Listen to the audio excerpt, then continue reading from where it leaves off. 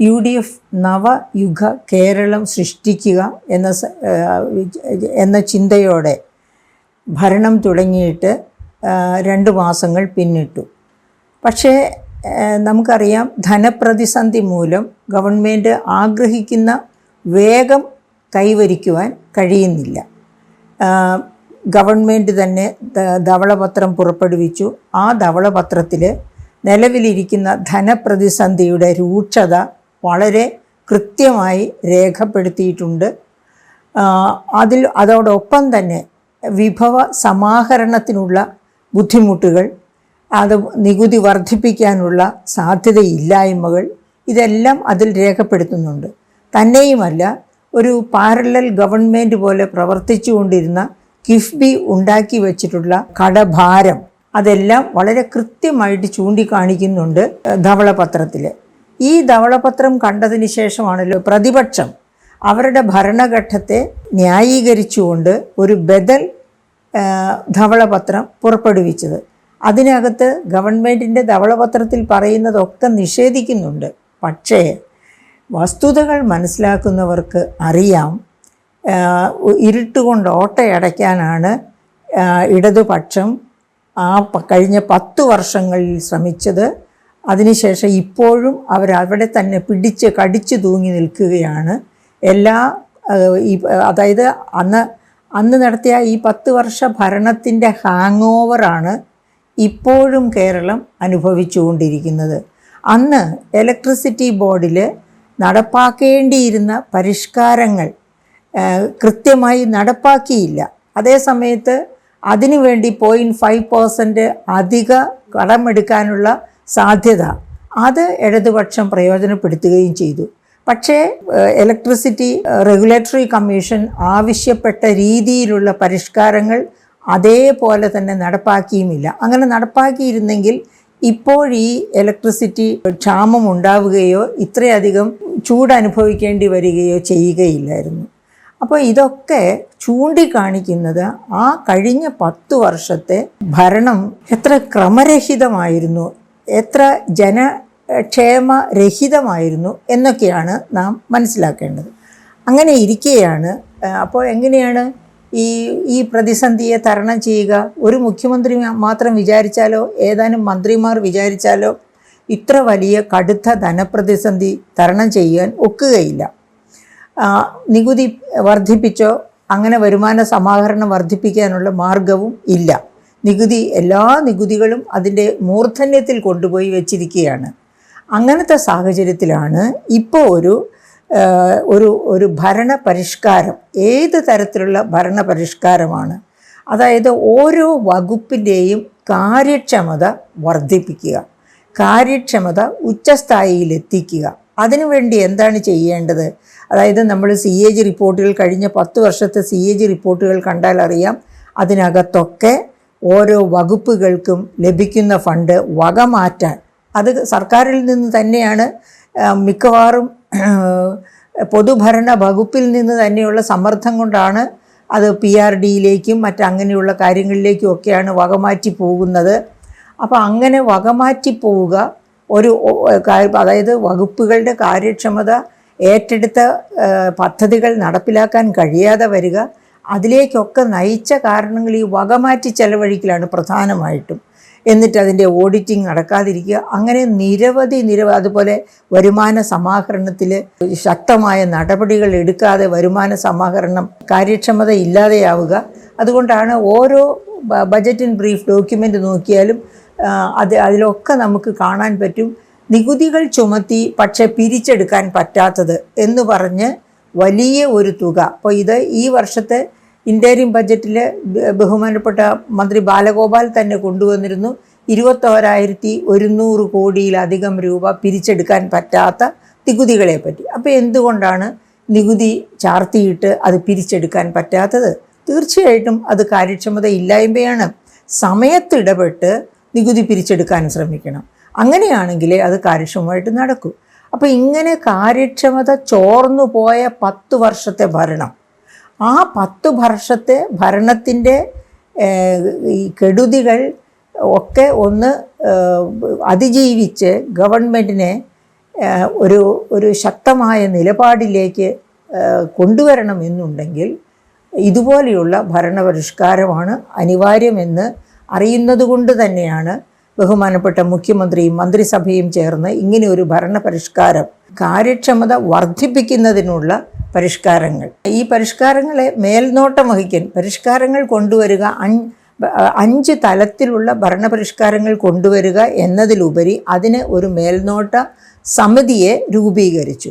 ആ മേൽനോട്ട സമിതിയെ രൂപീകരിച്ച് സമിതി വഴിയായിട്ടാണ് ഈ പറയപ്പെട്ട പരിഷ്കാരങ്ങൾ കൊണ്ടുവരാൻ ഉദ്ദേശിക്കുന്നത്. അപ്പോൾ എന്തൊക്കെയാണ് ഈ പരിഷ്കാരങ്ങൾ? ഒന്നാമത്തെ പരിഷ്കാരമായിട്ട് ചൂണ്ടിക്കാണിക്കുന്നത് ഒരു സ്പെഷ്യൽ അസറ്റ് മാനേജ്മെൻറ്റ് പ്ലാറ്റ്ഫോം നിർമ്മിക്കുക. കാര്യക്ഷമത വർധനവിൻ്റെ ഭരണപരിഷ്കാര മികവ് വർദ്ധിപ്പിക്കുന്നതിൻ്റെ ആദ്യപടി എന്ന രീതിയിലാണ് ഒരു ഉന്നതാധികാര ഏകോപന സമിതി രൂപീകരിക്കുന്നത്.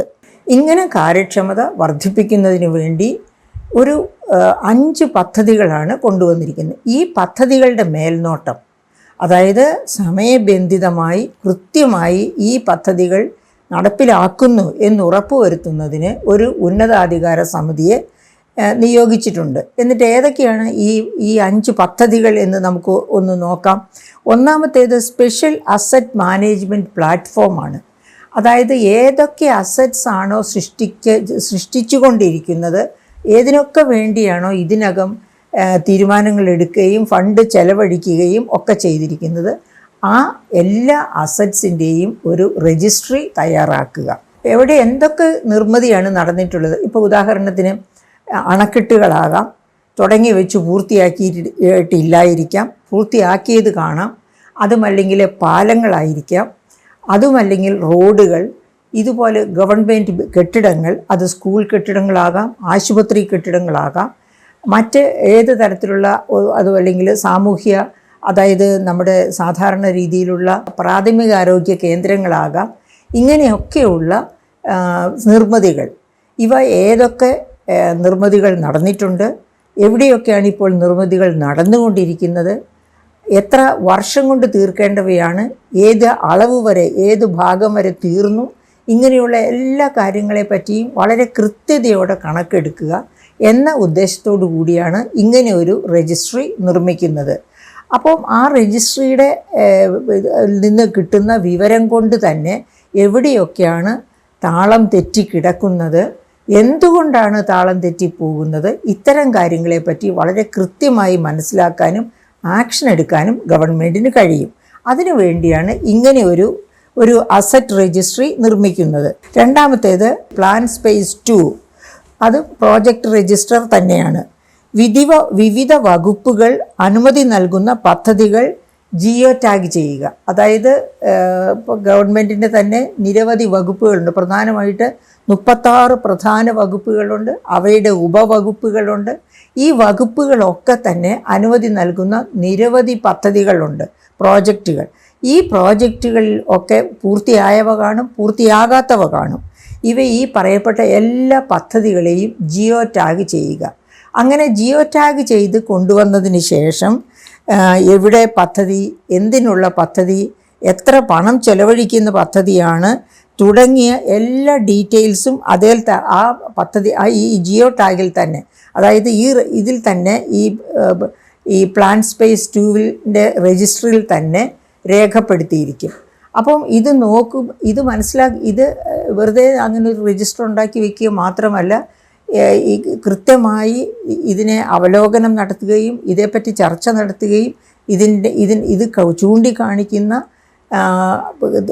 ശരികളും തെറ്റുകളും, അതായത് എന്താണ് ഈ പ്രോജക്റ്റുകളിൽ വരുന്ന കുഴപ്പങ്ങൾ, എന്തുകൊണ്ട് എങ്ങനെ കുഴപ്പങ്ങൾ വരുന്നു, ഇത്തരം കാര്യങ്ങളൊക്കെ തന്നെ വളരെ കൃത്യമായിട്ട് മനസ്സിലാക്കാൻ പറ്റുന്ന തരത്തിലാണ് ജിയോ ടാഗ് വഴി ഇവയെല്ലാം കൃത്യമാക്കി വയ്ക്കുന്നത്. ഈ ഓരോ പ്രോജക്റ്റിനും ഫണ്ട് അനുവദിക്കുന്നു, ഫണ്ടിൻ്റെ സ്രോതസ് എവിടെയാണ്, എത്ര ഗഡുക്കളായാണ് ഫണ്ട് ചെലവഴിക്കുന്നത്, ഇങ്ങനെയുള്ള എല്ലാ ഡീറ്റെയിൽസും, അതായത് ഏത് പ്രോജക്റ്റ് ആണെങ്കിലും ആ പ്രോജക്റ്റിനെ പറ്റിയുള്ള എല്ലാ ഡീറ്റെയിൽസും ഒതുങ്ങുന്നതായിരിക്കും ഈ രജിസ്റ്റർ, ഈ പ്ലാൻ സ്പേസ് 2-ലെ രജിസ്റ്റർ. അപ്പോൾ അങ്ങനെ ഒരു രജിസ്റ്റർ വയ്ക്കുന്നത് കൊണ്ട് അപ്പോൾ ഉദാഹരണത്തിന് നമുക്കൊരു എക്സാമ്പിൾ എടുക്കാം. എന്തിനാണ് ഇങ്ങനെ ഒരു രജിസ്റ്റർ വയ്ക്കുന്നത് എന്ന് ചോദിച്ചാൽ, നമുക്ക് വയനാട് ജില്ലയിൽ Karapuzha project, Karapuzha irrigation project Wayanad, അതിൻ്റെ കാര്യം എടുക്കുക. 1974 ആ പ്രോജക്റ്റ് തുടങ്ങുന്നത്. 7,60,00,000 രൂപ ചെലവ് എന്ന് പറഞ്ഞ് തുടങ്ങിയ പ്രോജക്റ്റായിരുന്നു. ആ പ്രോജക്റ്റിന് ഇതുവരെ കംപ്ലീറ്റ് ചെയ്തിട്ടില്ല. പക്ഷേ 2017 അത് വീണ്ടും അതിൻ്റെ നിർമ്മാണത്തിന് വേണ്ടി, അതിൻ്റെ നിർമ്മാണം പൂർത്തിയാക്കുന്നതിന് വേണ്ടി 560 കോടിയാണ് കൊടുക്കേണ്ടി വന്നത്. 7,60,00,000 രൂപയ്ക്ക് തുടങ്ങി 74 തുടങ്ങിയ പ്രോജക്റ്റ് 2017 അതുവരെ പൂർത്തിയാക്കാൻ കഴിഞ്ഞിട്ടില്ല. 2017 560 കോടി ചെലവഴിച്ച് വീണ്ടും, അതായത് റീ എസ്റ്റിമേറ്റ് 560 കോടിയുടെ എസ്റ്റിമേറ്റോടുകൂടി തുടരുകയാണ് ഈ പദ്ധതി. അപ്പോൾ ഇവിടുത്തെ പ്രശ്നം എന്താണെന്നറിയാമോ? ഇങ്ങനെയൊരു പദ്ധതി 1974 തുടങ്ങിയപ്പോൾ തന്നെ ആ പദ്ധതിക്ക് വേണ്ടി ആ പ്രോജക്റ്റിൻ്റെ പേരിൽ ഒരുപാട് പേര് റിക്രൂട്ട് ചെയ്തിട്ടുണ്ട്. ഇവർക്കെല്ലാം ശമ്പളവും സൗകര്യങ്ങളും ഈ 1974 മുതൽ കൊടുത്തുകൊണ്ടിരിക്കുകയാണ്. അന്ന് മുതൽ ആ പ്രോജക്റ്റിന് വേണ്ടി നടപ്പാക്കിയ അതുമായിട്ട് ബന്ധപ്പെട്ട അപ്പോയിൻമെൻറ്റ്സ് പോലെ, കെട്ടിടങ്ങൾ പോലെ, അതായത് അവർക്ക് താമസിക്കാനും അങ്ങനെ ഇങ്ങനെയൊക്കെയുള്ള ആവശ്യങ്ങൾക്ക് വേണ്ടിയുള്ള എല്ലാ സൗകര്യങ്ങളും ഇപ്പോഴും നിലനിർത്തുന്നു. ഇപ്പോഴും അതിനുള്ള ചെലവുകളൊക്കെ വന്നുകൊണ്ടിരിക്കുന്നു. ഇതൊരു കാരാപ്പുഴ പ്രോജക്റ്റിൻ്റെ കാര്യം മാത്രമാണ് ഞാൻ പറഞ്ഞത് കേട്ടോ. കേരളത്തിലാകെ അങ്ങോളം ഇങ്ങോളം ഇതുപോലെ നിരർത്ഥകമായി ചെലവഴിക്കപ്പെടുന്ന എത്ര കോടികളുണ്ട്, ആ കണക്കും ഇവിടെ ഇപ്പോൾ പറഞ്ഞു. നമുക്ക് നോക്കാം. അതായത് സർക്കാർ സ്ഥാപനങ്ങളുടെ സമഗ്ര, അതായത് മൂന്നാമത്തെ പദ്ധതി എന്താണ്? സർക്കാർ സ്ഥാപനങ്ങളുടെ സമഗ്ര രജിസ്റ്റർ. അപ്പോൾ ഈ സർക്കാർ സ്ഥാപനങ്ങളുടെ സമഗ്ര രജിസ്റ്റർ എന്ന് പറയുമ്പോൾ സർക്കാരിന് കീഴിൽ 591 സ്ഥാപനങ്ങൾ, ഇവയുടെ ശമ്പളം തന്നെ ഈ 591 സ്ഥാപനങ്ങളിൽ പ്രവർത്തിക്കുന്നവർക്ക് ശമ്പളമായിട്ട് തന്നെ 19,000 കോടിയോളം ചെലവഴിക്കുന്നുണ്ട് എന്നാണ് പറയുന്നത്. അപ്പോൾ നമ്മളൊന്ന് ആലോചിച്ച് നോക്കേണ്ടത്, ഇതുപോലെ ഈ കാരാപ്പുഴ പ്രോജക്റ്റ് പോലെ കേരളത്തിൽ അങ്ങോളം ഇങ്ങോളം തുടങ്ങി പൂർത്തിയാകാത്തത്, ഇനി പൂർത്തിയായാൽ തന്നെയും അത് പൂർത്തിയാകുകയാണെങ്കിൽ എന്താ ചെയ്യേണ്ടത്? ആ പോസ്റ്റിങ്, അതായത് അതിന് വേണ്ടിയിട്ട് ഒരു പ്രോജക്റ്റിന് വേണ്ടി കൊണ്ടുവന്ന അപ്പോയിൻമെൻറ്റ്സ് അങ്ങനെയൊക്കെയുള്ള എല്ലാതും ഒന്നുകിൽ മറ്റ് പ്രോജക്റ്റുകളിലേക്ക് ആവശ്യമനുസരിച്ച് അവരെ റിക്രൂട്ട് ചെയ്യുക, അല്ലെങ്കിൽ ഇവരെ പിരിച്ചുവിടുക. അതാണ് ന്യായമായിട്ടും ചെയ്യേണ്ടത്. കാരണം ടെമ്പററി അപ്പോയിൻമെൻറ്റ്സ് ആണെങ്കിൽ അവരെ പിരിച്ചുവിടുക. അതല്ല പെർമനൻ്റ് അപ്പോയിൻമെൻറ്റ്സ് ആണ് എന്നുണ്ടെങ്കിൽ അവരെ മറ്റ് അതുപോലെയുള്ള പ്രോജക്റ്റുകളിലേക്ക് പ്രൊഡക്റ്റീവായിട്ട്, അതായത് വെറുതെ ഇരിക്കാനല്ല, കൃത്യമായി ജോലി ചെയ്യാൻ വേണ്ടി പ്രോജക്റ്റുകളിലേക്ക് കൊണ്ടുപോവുക. അതല്ലാതെ സർക്കാരിൻ്റെ നികുതി പണം വെറുതെ ചെലവഴിക്കാൻ വേണ്ടി അതായത് നടക്കാത്ത പ്രോജക്റ്റുകളിലും പൂർത്തിയായ പ്രോജക്റ്റുകളിലും അനാവശ്യ തസ്തികകളോ മറ്റ് സ്ഥാപനങ്ങളോ വെച്ച് പൊറുപ്പിക്കരുത്. അതാണ് കാര്യക്ഷമത ഇല്ലായ്മയുടെ ഏറ്റവും വലിയ എക്സാമ്പിളായിട്ട് നമുക്ക് ചൂണ്ടിക്കാണിക്കാൻ പറ്റുന്നത്. 591 സ്ഥാപനങ്ങൾ, ഇവയിലൊക്കെ ജോലി ചെയ്യുന്നവർക്ക് ശമ്പളമായിട്ട് 19,000 കോടിയോളമാണ് കൊടുത്തുകൊണ്ടിരിക്കുന്നത് എന്നാണ് പറയുന്നത്. അപ്പോൾ ഇങ്ങനെ ഒരു അസറ്റ് രജിസ്റ്റർ ഉണ്ടാക്കേണ്ടതിൻ്റെയും ഇതനുസരിച്ച് പ്ലാൻ ചെയ്യേണ്ടതിൻ്റെയും അത്യാവശ്യം എത്ര എത്ര എത്ര എത്ര അത്യന്താപേക്ഷിതമാണ് അത് എന്നാണ് നമ്മൾ മനസ്സിലാക്കേണ്ടത്. അപ്പോൾ ഇതിന് ഒരു എക്സാമ്പിൾ 2013, 2012, 2015 കാലഘട്ടത്തിൽ പബ്ലിക് എക്സ്പെൻഡിച്ചർ റിവ്യൂ കമ്മിറ്റി, ഞാനും അതിലൊരു മെമ്പറായിരുന്നു. അപ്പോൾ ഞങ്ങളൊരു പഠനം നടത്തി. കേരള ഗവൺമെൻറ്റിൻ്റെ കീഴിലുള്ള ആകെ സ്റ്റാഫ്, അതിലെ എക്സസ്. അപ്പോൾ അങ്ങനെ ആ പഠനം നടത്തിയപ്പോഴാണ് കണ്ടെത്തിയത് 37,000-ലധികം സ്റ്റാഫ് അന്ന് തന്നെ ഗവൺമെൻറ്റിന് കീഴിൽ എക്സസ് ആയിരുന്നു. അപ്പോൾ ഒന്ന് ആലോചിക്കണം, നമ്മൾ നികുതി പണം എടുത്താണ്, അതായത് ദരിദ്രർ തൊട്ട് പിന്നെ ഏറ്റവും വലിയ കോർപ്പറേറ്റ്സ് വരെയുള്ളവർ കൊടുക്കുന്ന നികുതി പണം, ആ നികുതി പണം, അതായത് കോർപ്പറേറ്റ് ബോഡീസ് അവരുടെ വരുമാനത്തിൻ്റെ ഒരു മൈക്രോ ഭാഗം മാത്രം നികുതി പണമായിട്ട് കൊടുക്കുമ്പോൾ പാവപ്പെട്ട ദരിദ്രർ അവർക്ക് കിട്ടുന്ന മുഴുവൻ പണവും വച്ച് സാധനങ്ങൾ വാങ്ങുമ്പോൾ അതിലൊക്കെ അവരുടെ ഓരോ രൂപയിലും അവർ നികുതി കൊടുത്തുകൊണ്ടിരിക്കുകയാണ്. അങ്ങനെയാണ് നമ്മുടെ ഖജനാവ് ഈ നികുതി പണം കൊണ്ട് നിറയേണ്ടത്. അപ്പോൾ അങ്ങനെയുള്ള നികുതി പണം വരുന്ന ആ നികുതി പണത്തിൽ നിന്നാണ് ഇതുപോലെയുള്ള ഈ 37,000-ലധികം എക്സസ് സ്റ്റാഫിന് ശമ്പളം കൊടുത്തുകൊണ്ടിരിക്കുന്നത്. ശമ്പളം മാത്രമല്ല, പെൻഷനും ഒക്കെ. അപ്പോൾ കണ്ടെത്തി കഴിഞ്ഞാൽ എന്താ ചെയ്യാവുന്നത്? അവർക്ക് വോളണ്ടറി റിട്ടയർമെൻറ്റ് കൊടുത്ത് പറഞ്ഞയക്കാം. അതുമല്ലെന്നുണ്ടെങ്കിൽ അവരെ മറ്റ് പ്രോജക്ട്സ് ഒക്കെ തുടങ്ങുമ്പോൾ അതിലേക്ക് അവരെ വിളിക്കാം. അവരെ തൽക്കാലം പിരിച്ചു വിട്ടതിന് ശേഷം അവരെ തിരിച്ചു വിളിക്കാം. പക്ഷേ അതൊന്നുമല്ല സർക്കാരുകൾ ചെയ്യുന്നത്. നമുക്കറിയാം, കഴിഞ്ഞ 10 വർഷക്കാലം കൊണ്ട് ലക്ഷങ്ങളിലധികം പിൻവാതിൽ നിയമനമാണ്. അത് ഭരണപരിഷ്കാര കമ്മീഷൻ തന്നെ ചൂണ്ടിക്കാണിച്ചിരുന്നു. ആ വാതിൽ അടയ്ക്കൂ എന്നാണ് ഭരണപരിഷ്കാര കമ്മീഷൻ ഗവൺമെൻറ്, രണ്ടാം LDF ഗവൺമെൻറ് കൊണ്ടുവന്ന ഭരണപരിഷ്കാര കമ്മീഷൻ റിപ്പോർട്ട് ചെയ്തത്. അപ്പോൾ അത്രയേറെ പിൻവാതിൽ നിയമനം നടന്നിരുന്നു ആ കാലഘട്ടത്തിൽ. അങ്ങനെ അപ്പോൾ ഈ 37,000 അന്ന് UDF ഗവൺമെൻറ് കാലത്ത് കണ്ടുപിടിച്ച 37,000 എക്സസ് തസ്തികകൾ, അതിൽ നിന്ന് കുറച്ച് പേരൊക്കെ റിട്ടയർ ചെയ്ത് പോയി കാണും. പക്ഷേ എങ്കിൽ തന്നെയും ആ റിട്ടയർമെൻറ്റ് വേക്കൻസീസിലേക്ക് വരേണ്ടത് PSC വഴിയാണ്. PSC വഴി നിയമിക്കുന്നതിന് പകരമാണ് പിൻവാതിൽ നിയമനം നടത്തിയത്. അതവിടെ നിൽക്കട്ടെ, നമുക്കതല്ല ഇപ്പോൾ വളരെ പ്രധാനപ്പെട്ട കാര്യം. അപ്പം ഇങ്ങനെയുള്ള അനധികൃത തസ്തിക മീൻസ് അധികൃത തസ്തിക തന്നെയാണ് ഈ പറയപ്പെട്ട തസ്തികകളൊക്കെ. പക്ഷേ അവയുടെ കാലം കഴിഞ്ഞപ്പോൾ, അവയുടെ ആവശ്യം കഴിഞ്ഞപ്പോൾ അവ നിർത്തലാക്കി അതിനകത്തെ ജീവനക്കാരെ ഒന്നുകിൽ ടെമ്പററി ആയിരുന്നെങ്കിൽ പിരിച്ചുവിടുക, അല്ലെങ്കിൽ അവരെ മേജർ സ്ട്രീമിലേക്ക് കൊണ്ടുവരിക. അങ്ങനെ മേജർ സ്ട്രീമിലേക്ക് കൊണ്ടുവരുമ്പോൾ വെറുതെ എക്സസ് സ്റ്റാഫായിട്ട് തീറ്റിപ്പോറ്റി ശമ്പളവും അതുപോലെ പെൻഷനും കൊടുക്കാതെ അവർക്ക് അവരെ ഇതുപോലെയുള്ള പ്രോജക്ട്സിലേക്കോ അങ്ങനെയൊക്കെ ആയിട്ട് മാറ്റിയെടുക്കാൻ കഴിയും. എന്താണെങ്കിലും അൺപ്രൊഡക്റ്റീവായിട്ടുള്ള ഒരൊറ്റ സ്റ്റാഫിന് പോലും ശമ്പളവും പെൻഷനും കൊടുക്കാൻ ഇടവരരുത്. അങ്ങനെ കർമ്മശേഷി ഊറ്റിയെടുക്കാൻ ഒരു ഗവൺമെൻറ്റിന് പറ്റണം. അതല്ലെങ്കിൽ പിന്നെ ഉദ്യോഗസ്ഥരെ അപ്പോയിൻ്റ് ചെയ്ത് വെറുതെ ശമ്പളവും കിമ്പളവും ഒക്കെ കൊടുക്കേണ്ട കാര്യമൊന്നുമില്ലല്ലോ. അപ്പോൾ അത് മാത്രം ഈ കാരാപ്പുഴ പ്രോജക്റ്റിൻ്റെ കാര്യം പറഞ്ഞതുപോലെ, അതുപോലെ തന്നെ KPRC കണ്ടെത്തിയ 37,000-ലധികമുള്ള എക്സസ് സ്റ്റാഫിൻ്റെ കാര്യം പറഞ്ഞു. ഇതൊക്കെ ഇതുപോലെ തന്നെയാണ് ഗവൺമെൻറ്റിൻ്റെ ഗവൺമെൻറ് കടം വാങ്ങിയും അല്ലാതെയും ഒക്കെ പണി കഴിപ്പിച്ച ഒരുപാട് പബ്ലിക് ബിൽഡിങ്സ് അവിടെ ഇവിടെയൊക്കെ പ്രയോജനപ്പെടുത്താതെ കിടക്കുകയാണ്. അപ്പോൾ അതുപോലെ സ്വത്ത്, ഗവൺമെൻറ്റിൻ്റെ ഭൂസ്വത്ത്, കേരളത്തിലെ ഭൂമി എന്ന് പറഞ്ഞാൽ പൊന്നിൻ വിലയാണ്. അങ്ങനെയുള്ള ഭൂമി പലയിടത്തും ഇങ്ങനെ കിടക്കുകയാണ്. അതൊക്കെ കയ്യേറ്റക്കാർ കൊണ്ടുപോവുകയാണ്. അപ്പം അങ്ങനെ നമുക്ക് നഷ്ടപ്പെട്ടു പോയിട്ടുള്ള ഒരുപാട് ഭൂമിയുണ്ട്. കേരള സർക്കാർ അറിയാതെ തന്നെ കേരള സർക്കാരുമായിട്ട് ബന്ധപ്പെട്ട് കിടക്കുന്ന രാഷ്ട്രീയ പാർട്ടികളോ മറ്റുമൊക്കെ എന്താണ് പറയുക, ക്രമരഹിതമായിട്ട് കൈവശപ്പെടുത്തി അവരവരുടെ പാർട്ടി ആവശ്യങ്ങൾക്ക് വേണ്ടി ഉപയോഗിക്കുന്ന ഭൂമിയൊക്കെ ഉണ്ട്.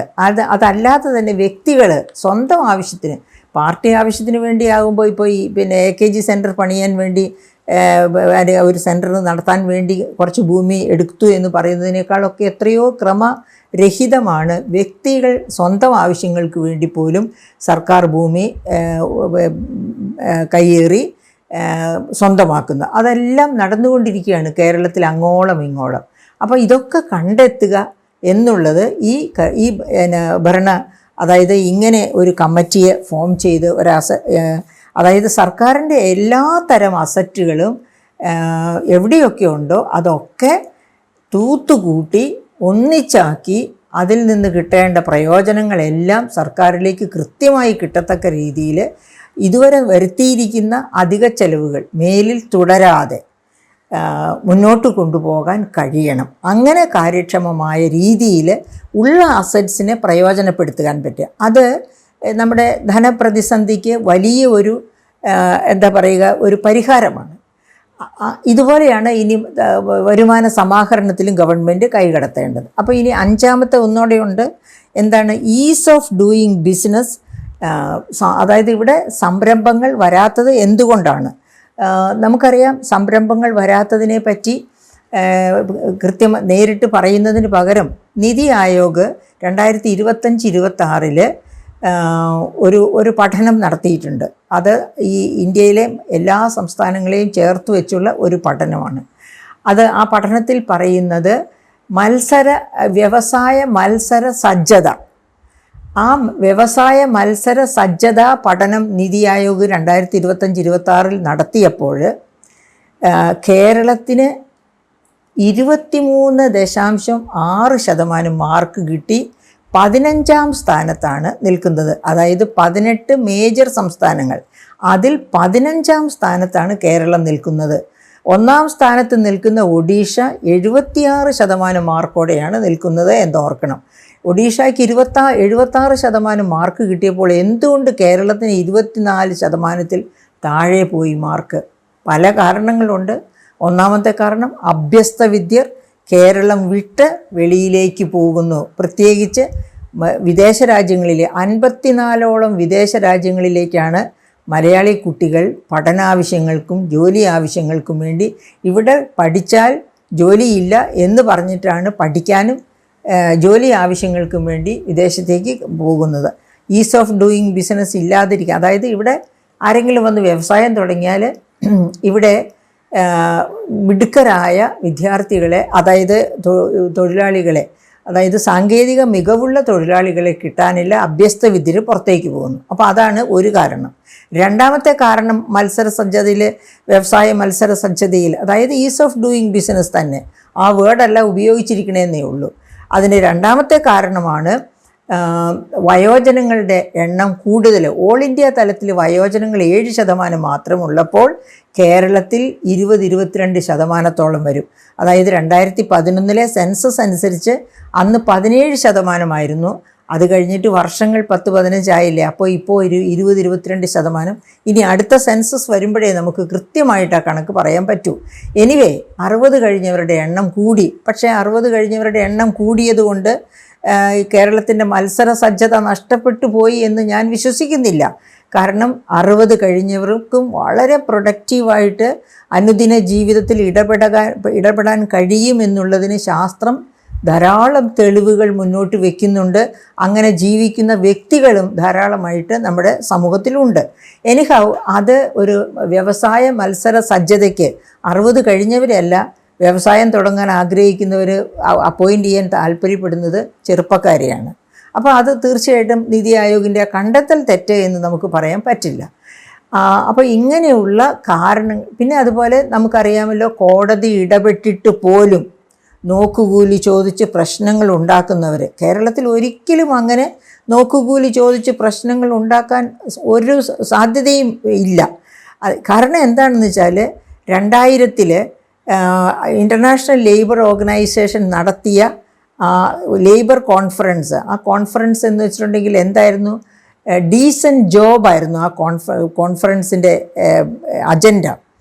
അന്ന് പറഞ്ഞിരിക്കുന്ന 4 ഘടകങ്ങളുണ്ട്. ഏതൊക്കെയാണ് 4 മാന്യമായ തൊഴിലിനെ 4 ഘടകങ്ങൾ കൊണ്ടാണ് മാന്യം എന്ന് എസ്റ്റാബ്ലിഷ് ചെയ്യുന്നത്. ഏതൊക്കെയാണ് ആ 4 ഘടകങ്ങൾ? ഒന്ന്, മാന്യമായ വേതനം. ഇവിടെ ദിവസക്കൂലി എത്രയാണ്? 1200 മുതൽ 1400 അതിന് മുകളിലുമാണ് ദിവസക്കൂലി. അതുപോലെ രണ്ടാമത്തെ ഘടകം എന്ന് പറയുന്നത് ജോബ് ഫിക്സ്, തുടർച്ചയായ ജോലിയാണ്. അത് നമുക്ക് പറയാൻ പറ്റില്ല. ഡെയിലി കൂലിക്ക് പോകുന്നവരെ എല്ലാ ദിവസവും ഡെയിലി കൂലിക്ക് വിളിക്കാൻ ആർക്കും പറ്റില്ല. ആ കണ്ടീഷൻ അപ്പോൾ സാറ്റിസ്ഫൈഡ് ആകാൻ പറ്റണമെങ്കിൽ അത് വലിയ കോർപ്പറേറ്റ് തരത്തിലുള്ള വ്യവസായമായിരിക്കണം. അങ്ങനെ വ്യവസായം വരാത്തപ്പോൾ ആ ഒരു കാരണം നമുക്ക് ഇൻ്റർനാഷണൽ ലേബർ ഓർഗനൈസേഷൻ ആ കണ്ടീഷൻ കേരളത്തിൽ നടപ്പാക്കാൻ പറ്റുന്ന കാര്യമല്ല എന്ന് നമുക്ക് പറയാം. പക്ഷേ മൂന്നാമത്തത് ഡയലോഗ് അഥവാ യൂണിയനൈസ് ചെയ്യാനുള്ള കഴിവ്, അത് കേരളത്തിൽ ഇത്തിരി കൂടിപ്പോയി എന്നുള്ളതാണ് ഇവിടുത്തെ പ്രശ്നം. പിന്നെ നാലാമത്തതെന്ന് പറഞ്ഞാൽ പെൻഷൻ ഇവിടെയുണ്ട്. സാമൂഹ്യ സുരക്ഷാ പെൻഷൻ 60 കഴിഞ്ഞവർക്ക്, സാമ്പത്തിക ശേഷി കുറഞ്ഞവർക്ക് സാമൂഹ്യ സുരക്ഷാ പെൻഷൻ എല്ലാവർക്കും ഉണ്ട്. അപ്പോൾ ഈ 3 കണ്ടീഷൻസും കേരളത്തിൽ കൃത്യമായിട്ട് നടപ്പാകുന്നുണ്ട്. അതായത് ഇൻ്റർനാഷണൽ ലേബർ ഓർഗനൈസേഷൻ മാന്യമായ തൊഴിലിന് പറഞ്ഞിരിക്കുന്ന 3 കണ്ടീഷൻസും ഇൻഫോർമൽ സെക്ടറിൽ പോലും കേരളത്തിൽ നടപ്പാക്കാൻ പറ്റുന്നുണ്ട്. ഫോർമൽ സെക്ടറിൽ 4 കണ്ടീഷൻസും കേരളത്തിൽ നടപ്പാക്കുന്നുണ്ട്. അപ്പം ആ കാരണത്തിൻ്റെ ഒന്നും പേരിൽ ഈ നോക്കുകൂലി ചോദിച്ച് തൊഴിലാളികൾ പ്രശ്നം ഉണ്ടാക്കാൻ പാടില്ല. എന്നിട്ടും അങ്ങനെ ചെയ്യുന്ന ഒരു സംസ്ഥാനമാണ് കേരളം. ആ രീതി മാറ്റിയെടുക്കണം എന്ന് വെച്ചാൽ ഗവൺമെൻറ് ശക്തമായ നടപടികളുമായിട്ട് മുൻപോട്ട് വന്നാൽ, അതുമാത്രമല്ല തൊഴിലാളികൾക്കും അവെയർനെസ് കൊടുക്കണം. തൊഴിലാളികൾക്ക് അവെയർനെസ് കൊടുക്കുക മാത്രവുമല്ല, ഇപ്പോൾ 4 ലേബർ കോഡ്സ് കേന്ദ്ര ഗവൺമെൻറ് പാസ്സാക്കിയിട്ടുണ്ട്. ആ 4 ലേബർ കോഡ്സ് പാസ്സാക്കിയത് കേരളത്തിൽ നടപ്പാക്കുക. ഇന്ത്യയിലോ ഒരു കാരണവശാലും ലോകത്തെവിടെയും, അതായത് ഇൻ്റർനാഷണൽ ലേബർ ഓർഗനൈസേഷൻ്റെ ആ 4 നോംസിന് ഘടകവിരുദ്ധമായിട്ടുള്ള ലേബർ കോഡ്സാണ് ഇന്ത്യ ഗവൺമെൻറ് ഇപ്പോൾ പാസ്സാക്കിയിരിക്കുന്നത്. അപ്പം അത് കേരളത്തിലെ തൊഴിലാളികളുമായിട്ട്, അതാണിപ്പോൾ 5-ാമത്തെ അജണ്ടയായിട്ട് ഈ പരിഷ്കാരത്തിൽ പറഞ്ഞിരിക്കുന്നത്. തൊഴിലാളികളുമായിട്ട് ഈ 4 അജണ്ടകൾ സംസാരിക്കും. അങ്ങനെ സംസാരിച്ച്, അതായത് അവർക്ക് അവരുടെ താല്പര്യം എന്താണ്, അവരെന്താണ് പറയുന്നത്, കാര്യം കേന്ദ്ര ഗവൺമെൻറ്റിനെ അറിയിക്കുകയല്ലേ സംസ്ഥാന ഗവൺമെൻറ്റിന് ചെയ്യാൻ പറ്റൂ. അപ്പോൾ തന്നെ കേരളത്തിൽ നിന്നുള്ള MP-മാരും ഒക്കെ അതിനെതിരായിട്ട് സംസാരിച്ചവരാണ്. ഇനി അതിപ്പോൾ സംസ്ഥാന ഗവൺമെൻറ് അവരുമായിട്ട്, തൊഴിലാളികളുമായിട്ട് സംസാരിക്കുക. അപ്പോൾ അത് 5-ാമത്തെ ഒരു പ്രധാനപ്പെട്ട അജണ്ടയാണ്. അപ്പോൾ തൊഴിലാളികൾ ഓർക്കേണ്ട ഒരു പ്രധാനപ്പെട്ട കാര്യമുണ്ട്. ഇപ്പോൾ കോറോ ഹെൽത്തിൽ സംഭവിച്ചത് മറ്റു പല സ്ഥലങ്ങളിലും തൊഴിൽ മേഖലകളിലും സംഭവിച്ചു കൊണ്ടിരിക്കുന്നത് ഓർത്തുകൊണ്ട് തൊഴിലാളികൾ മനസ്സിലാക്കേണ്ട ഒരു കാര്യമുണ്ട്. മാർക്സ് എന്താ പറഞ്ഞിരിക്കുന്നത്? മൂലധനം തൊഴിലാളിയുടെ ശത്രുവാണ് എന്ന് ഒരിക്കലും പറഞ്ഞിട്ടില്ല. മൂലധനമുണ്ടെങ്കിലേ തൊഴിലുണ്ടാകൂ എന്ന് എപ്പോഴും തൊഴിലാളികൾ ഓർത്തിരിക്കണം.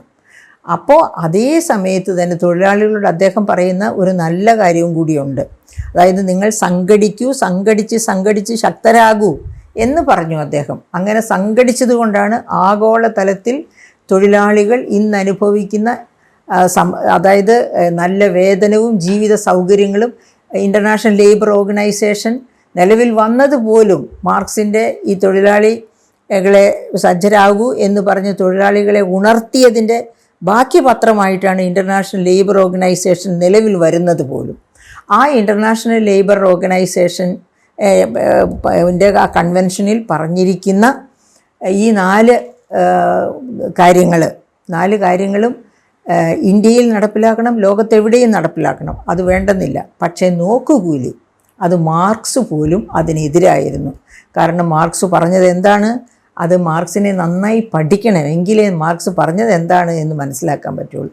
അതായത് ടെക്നോളജി വളരെ വേഗം മാറിക്കൊണ്ടിരിക്കും. അങ്ങനെ മാറിക്കൊണ്ടിരിക്കുന്ന ടെക്നോളജിയുമായിട്ട് ഒത്തുചേർന്ന് തൊഴിലാളികൾക്ക് മുന്നോട്ട് പോകണമെന്നുണ്ടെങ്കിൽ അവരെപ്പോഴും റീസ്കിൽ ചെയ്തുകൊണ്ടിരിക്കണം എന്ന് മാർക്സ് പറഞ്ഞിട്ടുണ്ട്. ആ കാര്യം ഈ മാർക്സിയൻ ഫിലോസഫി പഠിപ്പിക്കുന്നവരൊക്കെ മറന്നു പോകുന്നു, തൊഴിലാളികളെ ഓർമ്മപ്പെടുത്താൻ എന്ന സങ്കടകരമായ ഒരവസ്ഥ. അതുകൊണ്ടാണ് കേരളത്തിൽ നോക്കുകൂലി ചോദിച്ച് തൊഴിലാളികൾ ഇങ്ങനെ പ്രശ്നം ഉണ്ടാക്കുന്നതും വ്യവസായങ്ങൾ ഇവിടെ ഇല്ലാതെ പോകുന്നതും ഇവിടെ വ്യവസായങ്ങളോ നല്ല തൊഴിൽ സാഹചര്യങ്ങളോ ഇല്ലാത്തത് കൊണ്ട് ഇവിടുത്തെ യുവതലമുറ ഇന്ത്യക്ക് വെളിയിലേക്ക് പോകുന്നതും. അപ്പോൾ ഇത് മാറിയെടുക്കണമെങ്കിൽ തീർച്ചയായിട്ടും ഇവിടെ മാറ്റം വരണം. ഇവിടെ മാറ്റം വരണമെങ്കിൽ തൊഴിലാളികൾ തന്നെ ചിന്തിക്കണം, അവരെങ്ങനെ റീസ്കിൽ ചെയ്യണമെന്ന് ചിന്തിക്കണം. അതോടൊപ്പം തന്നെ ഇപ്പോൾ ഗവൺമെൻറ് ഓഫ് ഇന്ത്യ കൊണ്ടുവന്നിരിക്കുന്ന ആ 4 തൊഴിൽ ഘടകങ്ങൾ, തൊഴിൽ നിയമങ്ങൾ, ആ നിയമങ്ങളെ വേണ്ട രീതിയിൽ പരിഷ്കരിക്കാൻ കേന്ദ്ര ഗവൺമെൻറ്റിനെ തന്നെ എങ്ങനെ പ്രേരിപ്പിക്കാം എന്നതുകൂടി തൊഴിലാളികൾ മനസ്സിലാക്കണം. അപ്പോൾ ഇത്തരം കാര്യങ്ങളിലൊക്കെ ഇടപെട്ട്, അതായത് ഗവൺമെൻറ് തൊഴിലാളി വിരുദ്ധരല്ല, തൊഴിലാളികളെ എങ്ങനെ ആണ് പറഞ്ഞ് ഈ കാര്യങ്ങളെ പറ്റി അവബോധമുള്ളവരാക്കി അവരെ നമ്മുടെ 4 തൊഴിൽ കോഡുകൾ അത് തൊഴിലാളികൾക്ക് അനുകൂലമാക്കി മാറ്റുന്ന ഒരു സാഹചര്യം സൃഷ്ടിച്ചെടുക്കുക എന്നതുകൂടി ഗവൺമെൻറ്റിൻ്റെ ഈ പറയപ്പെട്ട ഭരണപരിഷ്കാരത്തിൻ്റെ കൂടെ ഉണ്ട്. അപ്പോൾ ഇങ്ങനെയുള്ള ചില ഭരണപരിഷ്കാര പദ്ധതികളിലൂടെ സംസ്ഥാനത്തിൻ്റെ കാര്യക്ഷമത എല്ലാ വിധത്തിലും, അതായത് വ്യവസായ സജ്ജമായ ഒരു അന്തരീക്ഷം ഉണ്ടാക്കുക. അതെങ്ങനെയാണ്? തൊഴിലാളികളെ ചേർത്ത് പിടിച്ചുകൊണ്ട്. അത് കഴിഞ്ഞ് അസറ്റ് പിന്നെ എല്ലാ വിവരശേഖരണവും തൊട്ട് ഉള്ള എല്ലാ, അതായത് കർമ്മക്ഷമത വർദ്ധിപ്പിക്കുവാനുള്ള ഒരു ഒരു ഒരു ഒരു പിടി പരിപാടികളുമായാണ് ഗവൺമെൻറ് ഇവിടുത്തെ ഈ പറയപ്പെട്ട, അതായത് നമ്മളിപ്പോൾ അനുഭവിച്ചുകൊണ്ടിരിക്കുന്ന ധനപ്രതിസന്ധിക്ക് പരിഹാരം കാണാനായിട്ട്. ഒറ്റയടിക്ക് നികുതി വർദ്ധിപ്പിക്കാൻ നിവൃത്തിയില്ല. വിഭവ സമാഹരണം വർദ്ധിപ്പിക്കുന്നതാണെങ്കിലും കാര്യക്ഷമമാക്കുന്നതാണെങ്കിലും അതിനും പരിമിതികളുണ്ട്. അപ്പോൾ ഭരണപരിഷ്കാരം കൊണ്ട് അങ്ങനെ ഗവൺമെൻറ് ഉദ്ദേശിക്കുന്നത് ഈ കഴിഞ്ഞ, അതായത് 1956 സ്ഥാപിതമായ സംസ്ഥാനം കേരള സംസ്ഥാനം, ആ സംസ്ഥാനത്തിൻ്റെ ആരംഭം മുതൽ വരുത്തി വച്ചിട്ടുള്ള കാര്യക്ഷമതയില്ലായ്മ, ആ കാര്യക്ഷമതയില്ലായ്മയാണ് മാറ്റിയെടുത്ത് അതായത് കാര്യക്ഷമതയില്ലായ്മ മൂലം ഒരുപാട് അസറ്റ്സ്, സർക്കാർ വളരെ നന്നായി ഉപയോഗിക്കേണ്ടിയിരുന്ന ഒരുപാട് അസറ്റ്സ് പ്രയോജനരഹിതമായി ആർക്കും പ്രയോജനരഹിതമായി കിടന്നുപോയിട്ടുണ്ട്. അങ്ങനെ കിടക്കുന്ന അസറ്റ്സിനെയൊക്കെ കണ്ടെത്തുക, ആവശ്യമില്ലാത്ത തസ്തികകൾ ഇല്ലാതെയാക്കുക, എന്നിട്ട് അവയെ വേണ്ട രീതിയിൽ പുനർവിനിയോഗത്തിനുള്ള മാതൃകകൾ കണ്ടെത്തുക. ഈ തരത്തിൽ ഒരുപാട് നവീകരണ പ്രക്രിയയുമായാണ് സർക്കാർ കാര്യക്ഷമതാ വർധനവിന് വേണ്ടി മുന്നോട്ട് പോകുന്നത്. ഈ സമയത്ത് ഞാൻ ഓർത്തു പോവുകയാണ്, ബഹുമാനപ്പെട്ട പിണറായി വിജയൻ മുഖ്യമന്ത്രിയായി സ്ഥാനമേറ്റ അദ്ദേഹത്തിൻ്റെ ആദ്യ പ്രസംഗത്തിൽ തന്നെ കാര്യക്ഷമതയ്ക്ക് മാർക്കിടുമെന്നാണ് അദ്ദേഹം പറഞ്ഞിരുന്നത്. പക്ഷേ അദ്ദേഹം അത് ചെയ്യാൻ മാത്രം മറന്നുപോയി. അപ്പോൾ നമ്മൾ അപ്പോഴും അവിടെയും ഞാൻ ഓർക്കുകയാണ്, 2019 ഇന്ത്യയിലേക്ക് നോബൽ സമ്മാനം കൊണ്ടുവന്ന, സാമ്പത്തിക ശാസ്ത്രത്തിനുള്ള നോബൽ സമ്മാനം കൊണ്ടുവന്ന അഭിജിത്ത് ബാനർജി കാര്യക്ഷമതയ്ക്ക് മാർക്കിടാനാണ് പറഞ്ഞിരിക്കുന്നത് സർക്കാരുകളോട്. അതായത് അവിടെ അമേരിക്കൻ ഗവൺമെൻറ് അതുപോലെ തന്നെ വികസിത രാജ്യങ്ങളിലൊക്കെ കാര്യക്ഷമതയ്ക്കാണ് ഇൻക്രിമെൻറ്റും സാലറി ഇംപ്രൂവ്മെൻറ്റും പ്രൊമോഷനും കൊടുക്കുന്നത്. അപ്പോൾ ഇൻക്രിമെൻറ്റും പ്രൊമോഷനും കൊടുക്കുന്നത് കാര്യക്ഷമതയ്ക്കാണ് എങ്കിൽ ഈ തരത്തിൽ കാര്യക്ഷമതയ്ക്ക് മാർക്കിട്ടുകൊണ്ട് ബഹുമാനപ്പെട്ട മുഖ്യമന്ത്രി മുന്നേറുമ്പോൾ കാര്യക്ഷമത വർദ്ധിക്കും, ഇൻക്രിമെൻറ്റും പ്രൊമോഷനും കിട്ടത്തക്ക ഉദ്യോഗസ്ഥർ കേരളത്തിൽ ഉണ്ടാകും. അങ്ങനെ ഉണ്ടാകുമ്പോൾ നമ്മുടെ വളർച്ച ത്വരിതഗതിയിലാകും. 10 വർഷ ശമ്പള പരിഷ്കരണം മതി എന്ന് തൊഴിലാളികൾ തന്നെ പറയുന്ന ഒരവസ്ഥയിലേക്ക് നമ്മൾ മാറും.